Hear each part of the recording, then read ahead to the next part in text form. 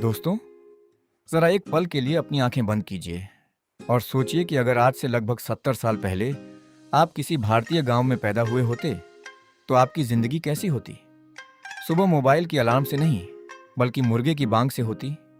घर में बिजली नहीं होती, इसलिए सूरज ढलते ही पूरा गांव अंधेरे में डूब जाता। न टीवी होता, न इंटरनेट, न सोशल मीडिया, लेकिन फिर भी लोगों के चेहरों पर जो सुकून और अपनापन था, शायद वह आज की भागदौड़ भरी दुनिया में कहीं खो चुका है। दोस्तों, आज हम आपको उस भारत की सैर कराने वाले हैं जिसे हमारे दादा परदादा ने अपनी आंखों से देखा और जिया था। यह कहानी है 1950 और 1960 के दशक के ग्रामीण भारत की।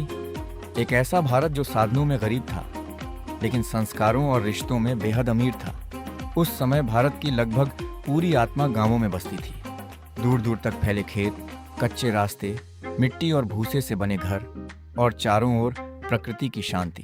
हर घर के बीचों बीच एक बड़ा सा आंगन होता था, जहां पूरा परिवार दिन भर साथ बैठता था। यही आंगन घर का सबसे जीवंत हिस्सा होता था।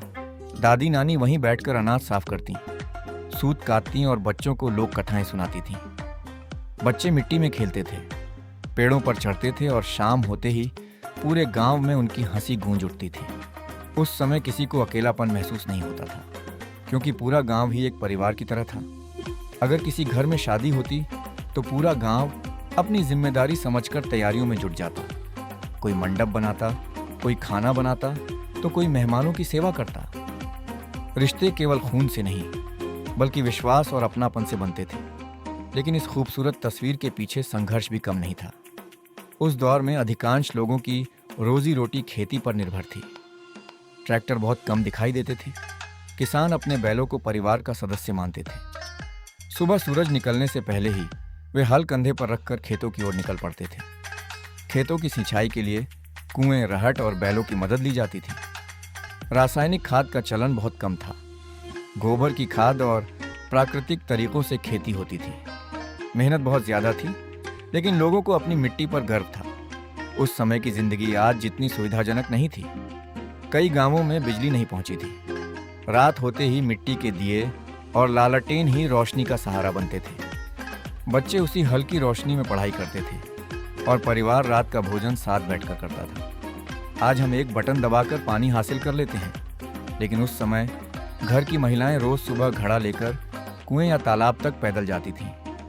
कई बार उन्हें कई किलोमीटर चलना पड़ता था। पानी भरकर घर लौटने के बाद वे मिट्टी के चूल्हे पर लकड़ी और उपलों से खाना बनाती थीं। रोटियां धीरे धीरे सिकती थीं, दाल मिट्टी के बर्तन में पकती थी और पूरे घर में ताजे भोजन की खुशबू फैल जाती थी। शायद यही वजह थी कि उस द्वार के खाने में जो स्वाद और शुद्धता थी, उसे आज भी लोग याद करते हैं। दोस्तों, उस समय गरीबी भी बहुत थी।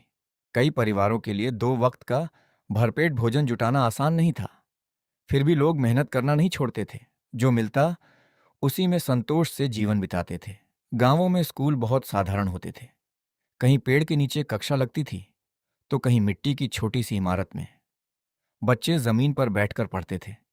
किताबें कम होती थीं, लेकिन सीखने की लगन बहुत बड़ी होती थी। स्वास्थ्य सुविधाएं भी बेहद सीमित थीं। अगर कोई गंभीर रूप से बीमार पड़ जाता तो उसे बैलगाड़ी पर लिटाकर कई किलोमीटर दूर कस्बे या शहर के अस्पताल तक ले जाना पड़ता था। रास्ते कठिन थे, लेकिन उम्मीद कभी नहीं टूटती थी। अब जरा इन दुर्लभ दृश्यों को देखिए। ये महिलाएं घड़े लेकर पानी भर रही हैं। ये किसान बैलों के साथ खेत जोत रहा है। ये बुजुर्ग चौपाल में बैठकर हुक्का पीते हुए पूरे गांव की बातें कर रहे हैं। और ये बच्चे जो बिना किसी आधुनिक सुविधा के भी मुस्कुराते हुए पढ़ाई कर रहे हैं। इन दृश्यों में सिर्फ इतिहास नहीं, बल्कि हमारे पूर्वजों का संघर्ष, उनका धैर्य और उनका आत्मसम्मान छिपा हुआ है।